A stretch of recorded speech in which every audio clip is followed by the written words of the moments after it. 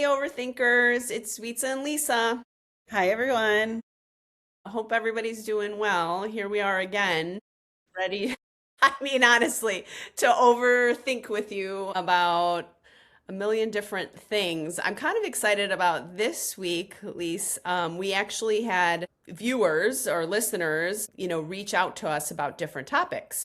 And so today we're going to do a viewer's topic, which I'm excited to unpack about because, I'm always looking for, on top of everything that I overthink, to think But what about, other people are thinking about? I mean, why the Yes. hell not? We need Yeah. to distract ourselves from our own overthinking sometimes. Oh, I agree with that. So the topic is really interesting to me. I really just have brought it here again with what the viewer wanted, but I haven't thought about it at all until I thought I would really think out loud with you. So Okay. the viewer wanted us to talk about how do you forgive someone that continues to hurt you? And so, like, when we always do, like, what's the word? I would say forgiveness. Um, there's a part of me, and I know you can't email back and be like, what is this about? And, Yeah. get more of the context of the story, because I think there's something to be said about that. But I think anybody listening, even ourselves, can relate to the art, science, and the real emotion of what it means to forgive. So, Yeah. what are your initial thoughts, Lise? So, whenever I think about forgiveness, immediately, just because of my background, I go to my Catholic upbringing because Mm, forgiveness is just a very large part of being a Catholic and seeking forgiveness and also, um, giving that. yeah, yeah. And so for me, those are the two things. So like asking for forgiveness is such a big part and Hmm. something that we should be doing when we wrong someone. But then the forgiving other people, I always kind of think of as a gift. I think a gift to that person, but I've also heard it, framed as a gift to yourself of kind of letting the thing go, Yeah. and giving that person, or giving yourself permission to let it go and move on. But I think this question is so interesting because when I think about forgiveness, I also think about something that's been done in the past, right? So a scenario in the past that's over and done with and that you might be still hanging on to. How would you forgive someone, for something that's done? But this question is specifically someone that keeps hurting you, which I think is a very different, it brings up a different set of things for me. Yeah. And I think is much more of a challenging question. I agree with that. I think that's the thing. So it's interesting, like when you were saying about your Catholic upbringing. Although I'm not Catholic, I grew up in a Catholic school setting, and we'd have to like ask the priest for forgiveness. There's a sacrament, and so Yep. I would always pick one. Reconciliation. And I yes, so thank you. But I would always pick one, right? Yeah. That it was the same one every year because in my mind, I'd have to give them something that wasn't too big but it was still substantial. But so I'd always say the same one is like, forgive me for like beating up on my brother or him beating up, like arguing with my brother or whatever. And it's innocent, right? This idea Yeah. of that art of forgiveness. But I think the piece of that is to your point, I always think of it as the past, never Mhm. something that's a reoccurring pattern of behavior. And so then I think about what is the thing that you're forgiving, right? Mhm. What is the pattern that keeps occurring if someone is intentionally hurting you? Because I think some things we categorize as, or I have a list maybe in my head of what could be unforgivable. Mhm. And then there are categories that I think about and I say, well, that, I'll forgive them this time or whatnot. But, the question I kept thinking when you were saying that, when is enough enough? Yeah. And then I was thinking about, well, what if you have circumstances where you have to keep enduring Mhm. that same intentional hurt because of other things? And Yeah. so what do you do with your psyche? And then I was thinking, what does that do to your body when you're holding on to this feeling of unforgive? Yeah. Yeah. And I do. I have a scenario in my life that I think I can relate to this that is ongoing. It's hard to not know the context, but also I don't know that it matters. Like everyone has in their life Mm-hmm. people that are in their lives that will remain in their lives for a long time. And for whatever reason, you've made a decision that that is going to be a person you're going to continue to interact with. Because we all have choices, right? Even though it doesn't feel like we always have a choice to interact with somebody, we can set a boundary and we can cut people off most of the time. But many times there's a reason that we don't want to. There's an underlying reason. And there's no judgment to that. Everyone has those people. It's like, I'm not cutting them off. There's a reason that we're going to continue to interact, and I'm just going to have to deal with it. And I guess for me, the thing that I keep thinking is like, why would you want to forgive? So what would be the thought process of the person who says, how can I forgive this person who keeps on hurting me? It's like, that's an amazing question. Yeah. Coming from it sounds like a really incredible person that in the midst of being hurt, her or him, their response is, how can I forgive you, in the middle of it? Yeah. As it keeps happening. Like, that's a pretty outstanding. Oh, I didn't think about it like that. That's a great take on that. Because I think if somebody continues to hurt me, like I maybe have made peace with the fact that we're going to continue to interact. But as we talk about so much, like, we cannot control other people's behavior. And so often, you make that choice. We're going to continue to interact. I know this person's going to continue to be the way they are. So the work that I'm often doing is just acceptance of the situation and not forgiveness. So I guess my question for you, like, would that help with what it does to your body? Like, because it's very, very hard, I think, to exist in relationship with someone who continues to hurt you. And so, like, would forgiveness be something that you could continually give to someone to support your own well-being? Yeah.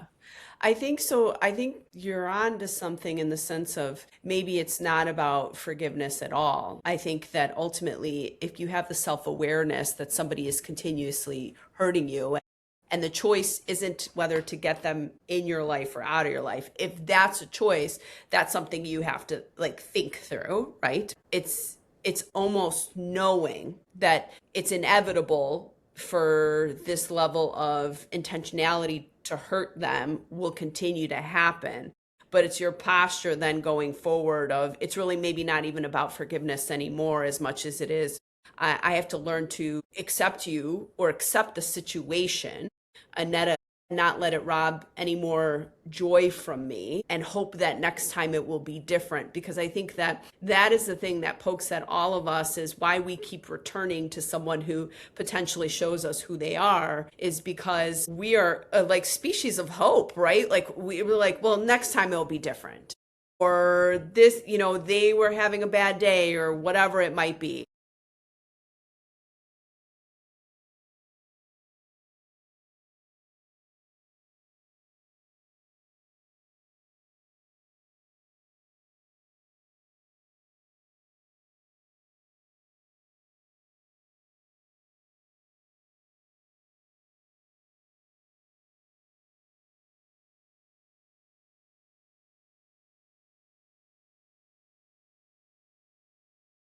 Is very much like, this happened. It's not good or bad.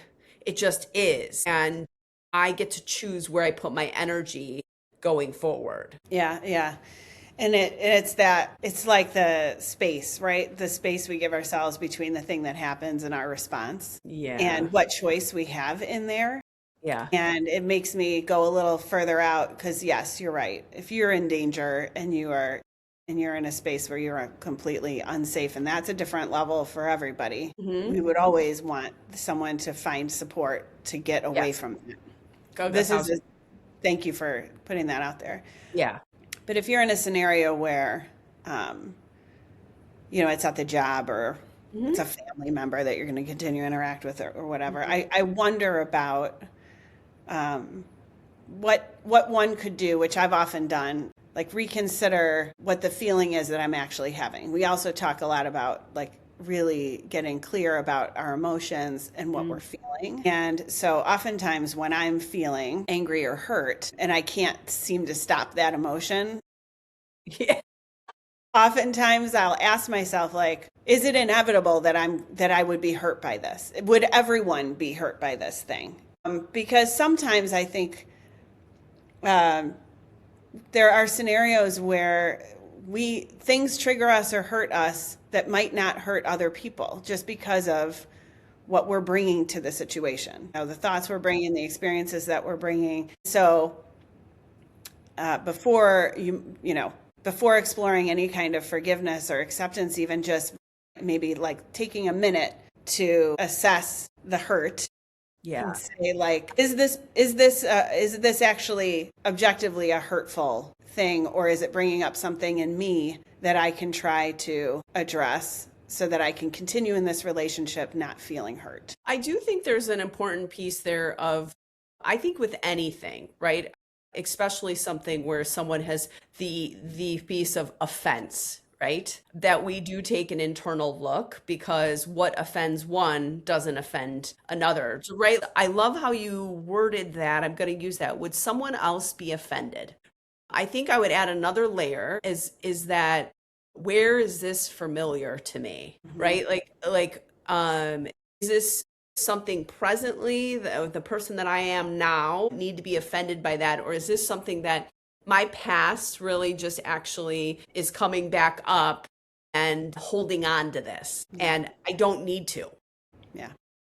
And most of the things I would say is like, I try very hard, especially when I can tell the pattern of behavior, because life is patterns, right?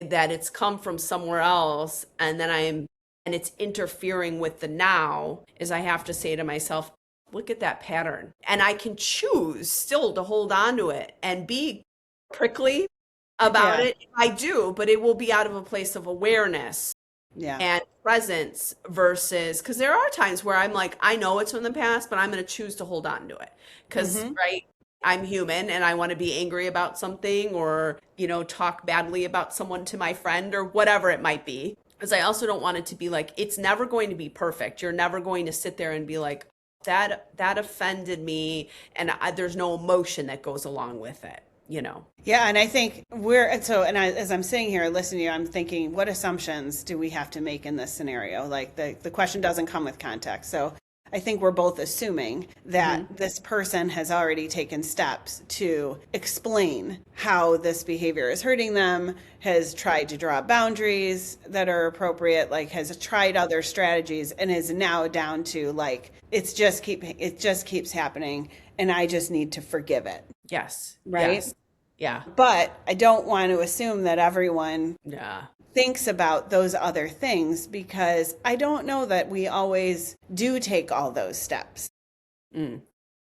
I think sometimes, especially in real close relationships that you've had for a long time, you assume that the person who's hurting you knows they're hurting you Yeah. without saying explicitly, when you do or say that thing, that is hurtful to me. And I need you to say it differently or do it differently in order for me not to feel hurt by what you're doing right now. Because I think we do get into patterns in relationships that are close Hmm. where something is significant to you and you believe it's significant to the other person, but you don't know it. And Yeah. even something that happened in the past that's very, very large and important to you might not be large and important at all anymore to that other person. In fact, they may have forgotten about it. And so I don't want to assume that we can jump to forgiveness without going through these other things as well, right? Yeah. You know what you made me think of? And I watched it, and I believe his name is Jay Shetty. Is that it? Yeah, Jay Shetty. Yeah, On purpose, right? yeah, I Yeah. think he gave a quote. He was on another podcast, but he said, I hope I don't mess it up, but he said that no one will love you exactly the way you've pictured it or desire it. And I think that gets us in trouble. Yeah. It resonated with me is Yeah. because, right, we all have wants, needs, and so on and so forth. Or we want people, even when we tell a story, sometimes to react the way we want it to be done. And I think there's something to be said about even knowing that, like, you're not going to get everything that you think you need from one person. In fact, that is a fallacy.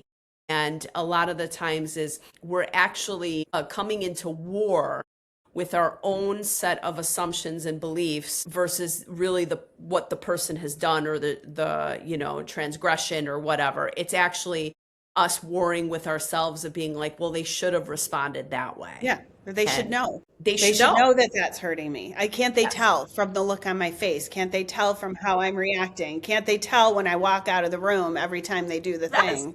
Yes. And they should I know. Or sense they your they hurt. know and they literally don't care. Like they don't care when they see me reacting that way. So why would I even say it? Because they don't even care. And also it takes a lot of courage and bravery to say to someone, you're hurting me. Yeah. That hurts because you have to be vulnerable in a way that's difficult. And you have to take your defensiveness down and even care about the relationship enough to express it and to say, like, this is hurting me and you're not stopping. And I don't know how to forgive you for this because it keeps happening. But it's like, maybe how do you forgive someone is like you ask them. That might be a strategy of like, how can you do it? You can maybe work on it with that person if the relationship has to be Yeah. there and you've decided that you're going to continue in this relationship. Just make sure that you've actually said the words, you're hurting me. How can I forgive this when you continue to hurt me? Like ask the question. Yeah. Because I especially think women think that men, I'm just going to go women and men here because Yeah, that's that's nice. fine. I was like, you're going there. Okay.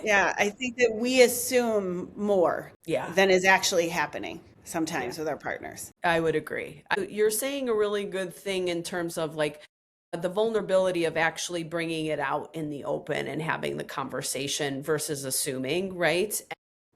And then you have this conversation versus just playing like a story in your head. And I think that there's a power to it. And then the other side of kind of what we were talking about, acceptance, because I was thinking too, even if you have this conversation, sometimes you want people to give you things that they don't have. And I think that there's something to be said about, and it's not me, by all means getting religious, but, on the cross, Jesus was like, forgive them for they don't know what they do. And I'm not saying you have to forgive them just because the excuse of they don't know.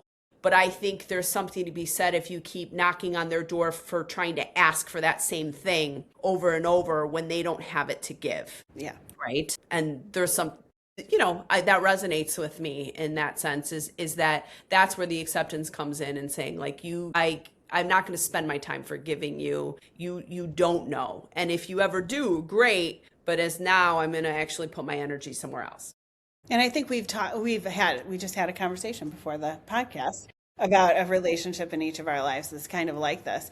And I Yes. also think when you are engaged in a relationship like this where the pattern continues, you've had the conversation, it's not landing, Hmm. the person is Yes. incapable of giving you the thing that you want, then the thing that comes up for me is grieving it and Hmm. actively just grieving the relationship that you thought that you wanted that you actually can't have and going through the process of all of those stages back and forth and it's not linear but going through those stages and like allowing yourself to be angry about it, allowing yourself to be sad about it, allowing yourself to deny it sometimes and go back and forth until you've allowed yourself to feel all the feelings Hmm. until you get to that acceptance. And then maybe forgiveness can happen then. And Lisa, I love that you said that, right? Because there is a grieving when you want something from someone or that, like if you even think about parents, right?